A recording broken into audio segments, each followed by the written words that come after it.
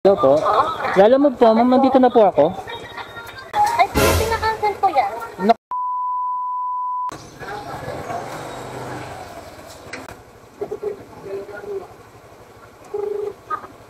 Hello po.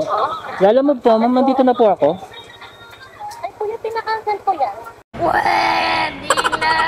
Naku ma'am, hindi man po siya na-cancel eh. Pinancel ko po siya kanina pa kasi ano pa ba, may 1 hour ka na po siya pinancel. Ma'am andito yung booking niya ma'am eh. Paano ko po siya makakancel kuya kung cancel na sa akin? Naku po. Naku po. Cancel ko na po siya sa akin eh. Lalamog to, di ba po? Opo ma'am. Opo, nag-cancel na po ako kanina kasi halos isang oras na naghihintay yung... Paano po ito? Hindi ko ito makaka-cancel ma'am. Ha? Hindi ko ito makaka-cancel. Ay, paano po yan kuya sa akin? I-cancel na. Pinaano ko lang kasi yung kanina pinabook ko lang din.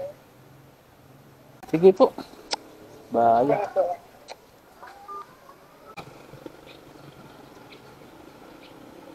Kasalanan ng client ka na. Bakit? Ang ingat ko.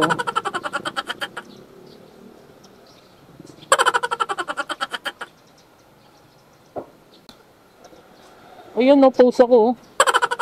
Mga paps, oh. Pinost niya ako, hindi ko kasalanan. Ayop ka lalamob. Ayun mga paps, nakakuha ko ng booking. Ang double booking ko yung sana eh. Puntang Taguig.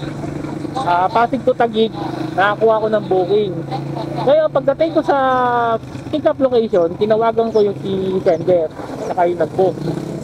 Ang sabi sa akin, na-cancel na daw niya kanina pa kasi nga daw 1 hour na daw na nakatenga sa dashboard yung booking niya. So ngayon hindi na pwede niya ma-cancel kasi na-cancel na daw niya yung sa apps niya.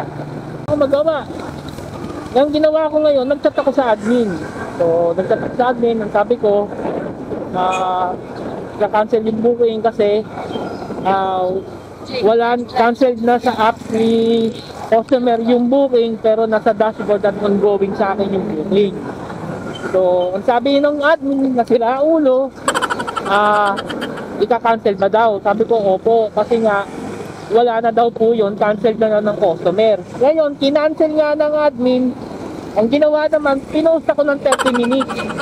So, ayun. Sinabihan ko, ayos siya. Kasalanan ng CS, or kasalanan ng app dahil nagkaroon ng glitch. Tapos ako ipopost ang kapal ng mukha nyo.